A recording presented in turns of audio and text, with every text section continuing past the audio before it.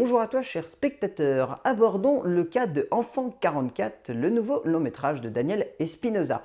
L'histoire se scelle de Léo Demitov, un général de l'armée russe qui, en 1953, dans une Russie où le concept de paradis est obligatoire, va devoir retrouver un meurtrier d'enfants. Sauf que le problème, on est supposé être au paradis, donc au paradis, il n'y a pas de meurtre. Comme une belle phrase, tout début du film nous l'indique. Et donc, résultat, le gouvernement essaye de masquer ces meurtres en accident. Mais voilà, Léo va vouloir absolument trouver la vérité, qui est à remettre en cause son couple, son grade, sa vie, etc. Donc voilà. Alors, Enfant 44 est un cas assez particulier puisque ça a une tronche de blockbuster. C'est un bon gros film avec un énorme casting, un énorme budget et en plus un sujet qui essaye d'être grandiose et qui a une distribution, mais alors absolument lamentable. Il est très mal distribué ce film. Il se voudrait avoir l'ambition d'un énorme blockbuster, mais il est vraiment pas bien distribué. Ou alors il est tombé la moins bonne semaine du monde, mais voilà, il n'est pas très bien distribué. Alors que pourtant, voilà, on a quand même un casting qui est convaincant, une histoire qui est plutôt intéressante, un sujet vraiment passionnant, et en plus un réalisateur qui a quand même confirmé qu'il était capable de porter un long métrage avec un budget assez conséquent. Mais voilà, allez savoir pourquoi, le film a une assez mauvaise distribution. Et ça se comprend dans un sens, parce que le film n'est pas exceptionnel et surtout, il est assez hardcore quand même. Il est assez hardcore et il brasse un sujet qui est quand même très compliqué à aborder. Parce qu'il faut reconnaître qu'aborder la Russie URSS de 1953, c'est comme aborder la Russie d'aujourd'hui au final quand on y réfléchit. Il n'y a pas vraiment eu de changement depuis, malheureusement. Mais voilà. Donc, pour parler un petit peu du film en lui-même, au niveau de l'écriture, donc c'est un film adapté d'un roman best-seller de Tom Rob Smith, Enfant 44, et donc le scénario est écrit par Richard Price. Le scénario est ce qu'il y a de plus facile et de plus linéaire dans le genre. On n'a aucune once d'originalité dans ce film, ou très peu en tout cas. C'est pas ça le vrai intérêt du film malheureusement, ou heureusement plutôt. Parce que oui, si on y va pour avoir une histoire originale, ouais, non, c'est pas le cas. Un marginal qui va vouloir défendre ses idéaux de justice dans un monde où on voudrait promouvoir une utopie, on la connaît par cœur cette histoire. On ne lui demande pas d'être original de toute façon à Richard Price ou à Tom Rob Smith. Ce qui est intéressant, c'est la manière dont il essaie de le traiter parce que, au-delà donc de ce sujet assez classique, Price va développer une thématique qui va englober le long métrage. Cette thématique, c'est celle du choix. Dans le sens où tous les personnages, tout au long du film, vont devoir faire des choix. Des choix qui vont conduire leur vie, des choix qui vont conduire leur carrière, des choix qui vont conduire à la mort ou non de leur prochain. Et c'est assez intéressant de ce point de vue-là. Par exemple, Léo va devoir choisir entre dénoncer sa femme ou peut-être cacher le secret qu'elle soit une espionne et risquer son poste. Et ainsi de suite, c'est ça. À un autre moment, la femme de Léo va devoir choisir entre se casser ou rester avec lui. Tout au long du film, on est sur cette idée-là du choix. Même le personnage du méchant, celui du meurtrier, est placé devant des choix. C'est super intéressant de ce point de vue-là parce qu'on a une vraie thématique qui est développée du début à la fin et qui est passionnante de ce point de vue-là. Ça rattrape énormément de défauts du scénario et ça permet au film de gagner en dynamisme et en énergie et de ce point de vue-là, ça rend vachement bien. Ça surprend et on s'y attendait pas vraiment parce que oui, il faut bien avouer que sur le papier, le film a tout ce qu'il y a de plus classique, on va dire. C'est pas vraiment ça qui ressort et résultat, cette thématique apporte un petit peu plus de nouveauté et d'inventivité là où le film aurait pu être beaucoup trop classique. Et voilà, ça le fait ressortir au niveau de son écriture.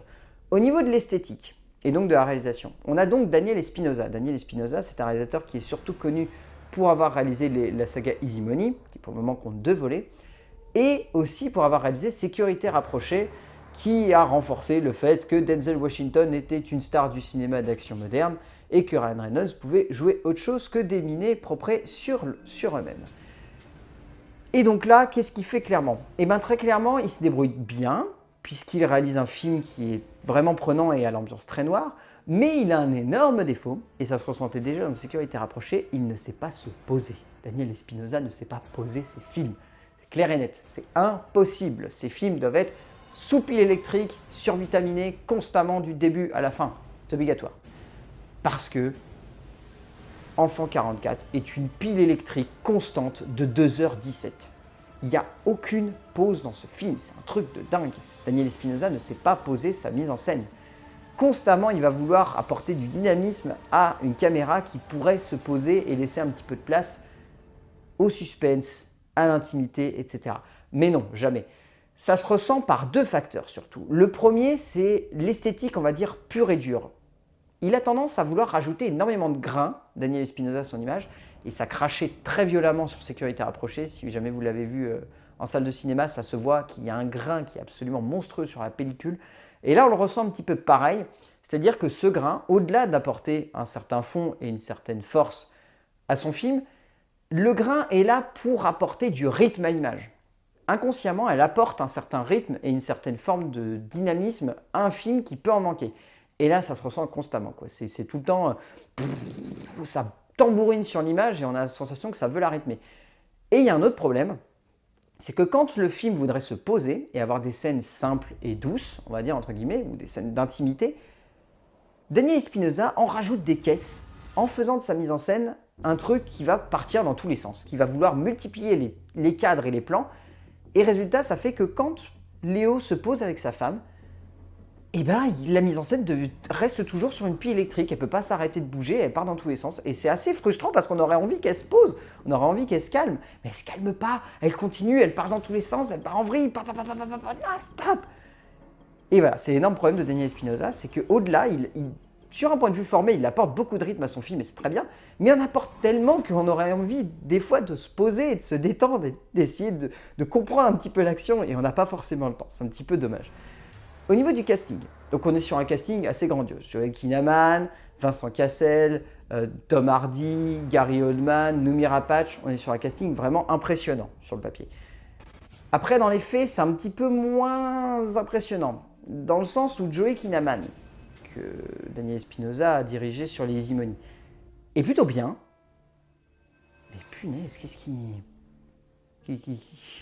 c'est une moule, quoi. Il n'a pas beaucoup d'émotions, ce garçon. Et puis en plus, soit il en fait trop, soit il en fait pas assez. Il est jamais au milieu, ce garçon. C'est un petit peu dommage. Mais ça se ressentait aussi un petit peu dans Robocop, malheureusement. Vincent Cassel en fait des caisses à un degré, c'est assez inconséquent. Il en fait vraiment beaucoup trop dans ce film. Il faudrait qu'il arrête d'en faire trop.